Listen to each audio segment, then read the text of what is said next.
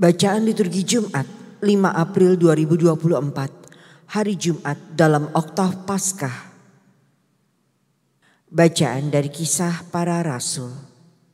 Sekali peristiwa, sesudah menyembuhkan seorang lumpuh, Petrus dan Yohanes berbicara kepada orang banyak. Tiba-tiba mereka didatangi imam-imam dan kepala pengawal bait Allah serta orang-orang Saduki. Mereka ini sangat marah karena Petrus dan Yohanes mengajar orang banyak dan memberitakan bahwa dalam Yesus ada kebangkitan dari antara orang mati. Maka mereka ditangkap, lalu diserahkan ke dalam tahanan sampai keesokan harinya karena hari telah malam. Tetapi di antara orang yang mendengar ajaran itu, banyak yang menjadi percaya, sehingga jumlah mereka menjadi kira-kira 5.000 orang laki-laki.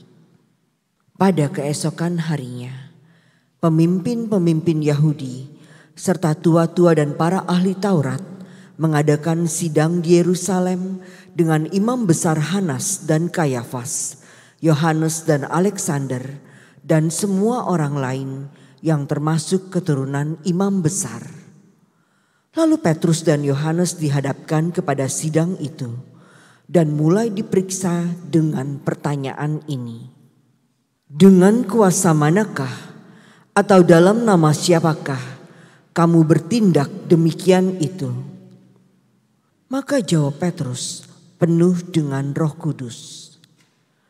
Hai pemimpin-pemimpin umat dan kaum tua-tua, jika sekarang kami harus diperiksa karena suatu kebajikan kepada seorang sakit dan harus menerangkan dengan kuasa manakah orang itu disembuhkan, maka ketahuilah oleh kamu sekalian dan oleh seluruh umat Israel bahwa semua itu kami lakukan dalam nama Yesus Kristus, orang Nazaret yang telah kamu salibkan, tetapi dibangkitkan Allah dari antara orang mati.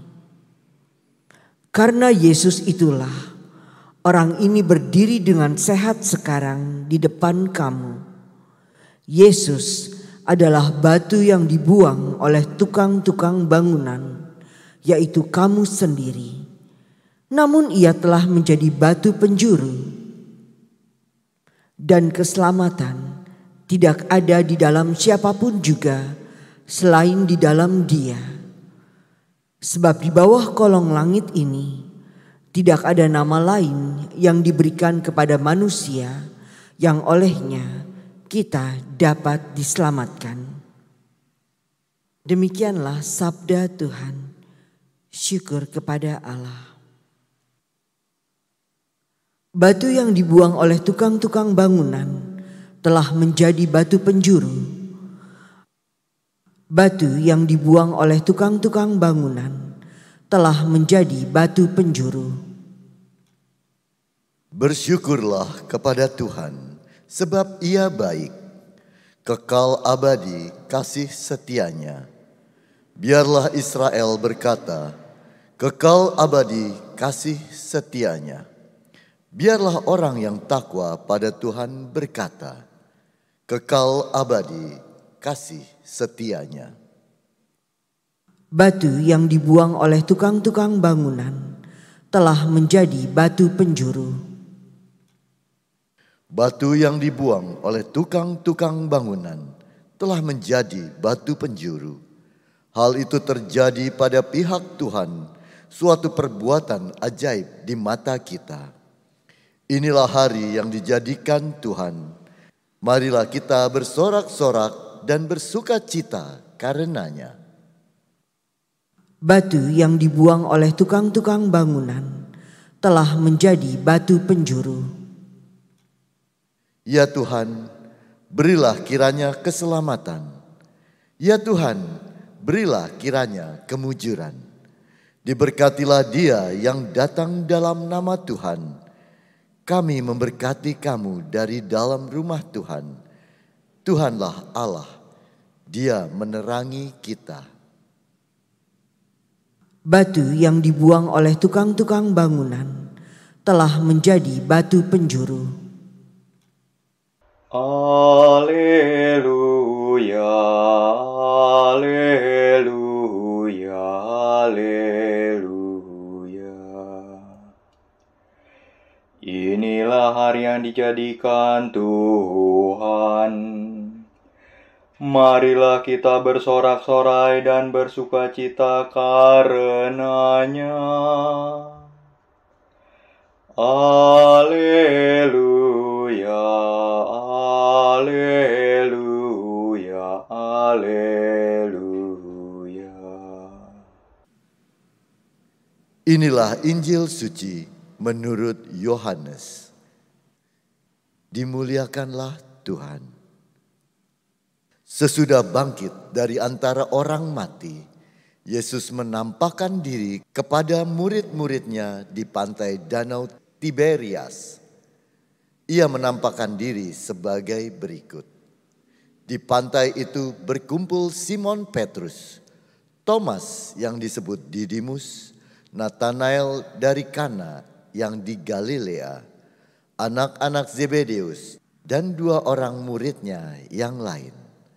Kata Simon Petrus kepada mereka, "Aku pergi menangkap ikan." Kata mereka kepadanya, "Kami pergi juga dengan engkau." Mereka berangkat lalu naik ke perahu, tetapi malam itu mereka tidak menangkap apa-apa.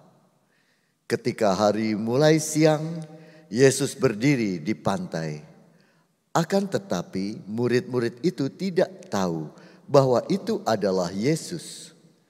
Kata Yesus kepada mereka, "Hai anak-anak, adakah kamu mempunyai lauk pauk?" Jawab mereka, "Tidak ada."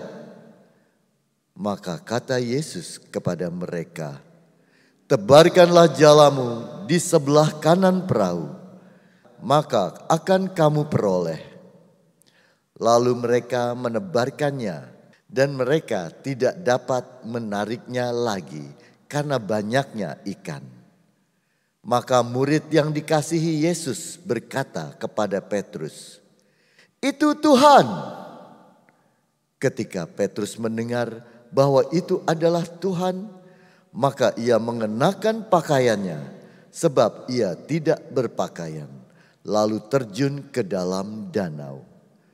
Murid-murid yang lain datang dengan perahu karena mereka tidak jauh dari darat, hanya kira-kira 200 hasta saja.